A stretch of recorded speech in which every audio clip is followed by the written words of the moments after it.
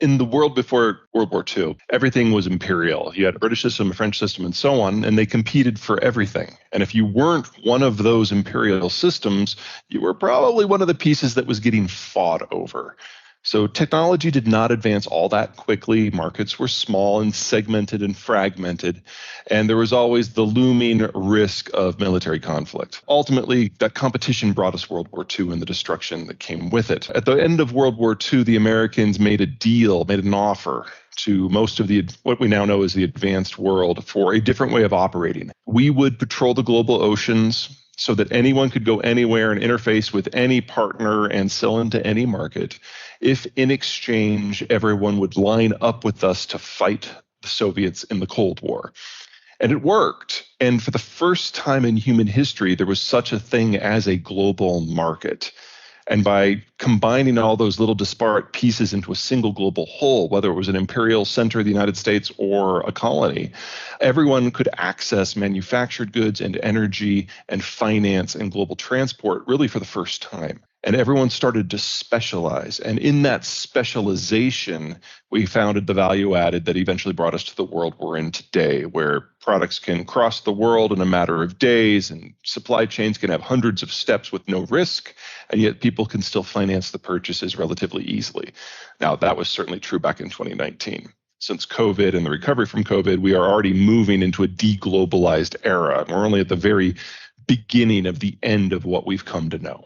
What the United States did is agree to indirectly or directly subsidize the economic growth of the rest of the world. And when the Cold War ended, we kept doing that. But we were no longer getting the strategic deference that we had during the Cold War. So from the American point of view, ever since 1992, the world has been kind of careening out of control. We're still paying the upkeep, but it has indirectly led to the rise of a number of countries that we're not exactly thrilled with. China's at the top of that list. And the return of countries that the whole idea of globalization in the first place was that strategic deal to box in the Soviet Union. And now the Russians are back. So we are now in the early stages of all those interconnections breaking down and countries, regions having to figure out how to go it alone. And for most, that will not be possible. Energy and food are not necessarily produced in the same places where you live.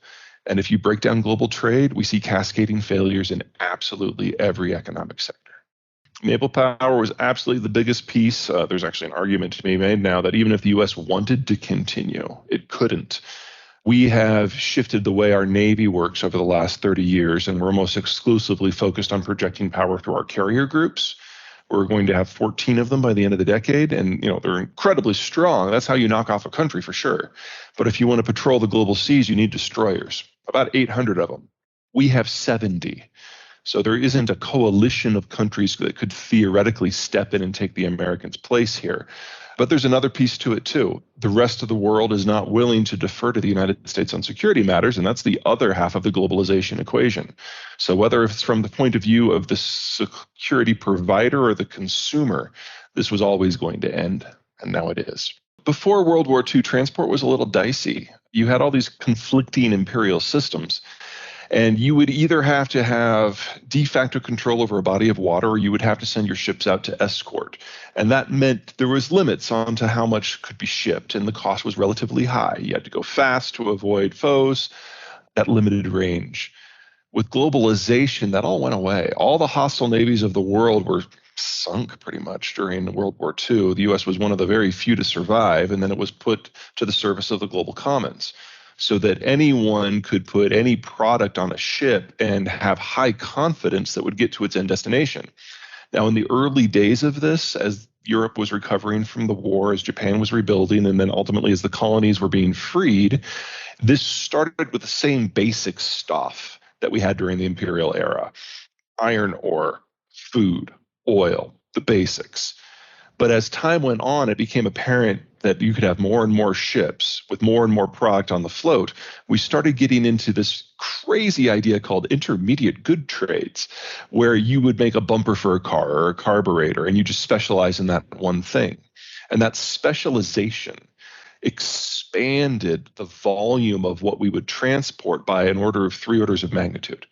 And that brings us to the world we are today, where an iPhone has like 1,100 parts. and 10,000 independent supply chain steps because the risk within the system is negligible. So everyone specializes in the specific thing. You shuttle intermediate products about, and then ultimately the final product will end up in your front door.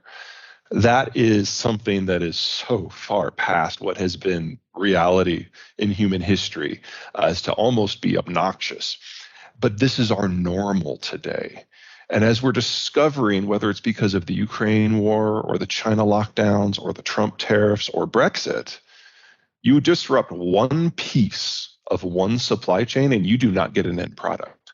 So now we have to do all of this in screaming reverse, unspecialize, bring production supply chains closer to their end consumer, make them shorter, make them less energy intensive. And that means that roughly 2/3 of the people in the world that are in the sector of manufacturing no longer have a means to earn a living. That cascades through absolutely everything else. We've already seen the French, the Greeks, and the Brits start to confiscate vessels for Russian sanctions. We now have an insurance embargo on Russian crude, and the Russian state is offering sovereign indemnities, which is just like asking for NATO countries to start picking up a few of their tankers in order to crush the Russian economy and convince other countries to not play. We also no longer have sanctity of supply in China because of the COVID lockdowns. Shanghai was locked down for all of April, all of May, reopened on June 1. It's in the process of closing down again. Whether it's for health or for populism or for trade or for security or for energy or for interruptions in the actual flow of goods, this doesn't work anymore. And that means we have to rebuild the supply chains. And if we're going to rebuild them based on our own consumption needs, most of that is going to be internal. So the UK, once it figures out Brexit, will probably join the NAFTA alliance. We'll see what happens with Germany in a system where they can no longer access materials from Ukraine or Russia. That's going to be very difficult for them to change. But most of all, you've got this disconnect between supply and consumption. If you don't have a lot of people in their 20s and 30s and 40s, you don't have the big bulk that allows modern consumption-driven systems to work. That means you can only play on the production side, on the export side. And that makes you very vulnerable to changes in anything in the international environment or changes in the political or economic environment of your ultimate consumers. So we're seeing this, what has been a flawless, frictionless system, face pressures from every point of the compass at every step of the supply system. You don't break up an old supply chain and build a new one in a period of demographic decline without massive inflation. And here we are. This is not a one-off. This is not a Biden thing. This is with us for years. Automation's great if you can afford it. When globalization hit, everyone could play at every part. And so we moved off of a subsistence living in agricultural zones into the cities where we took higher value-added manufacturing and service jobs. And when you move into the city, by necessity, you have a smaller living footprint, so you have fewer children. Also on the farm, kids are free labor, so you have a bunch. In the city, not so much. You play that forward for 70 years, and a lot of the world stopped having kids in large numbers 50 years ago. So we're now in this decade at a point where a lot of the advanced world, their last generation is moving into retirement. And when you have a mass retirement event like what is going on with the baby boomers right now,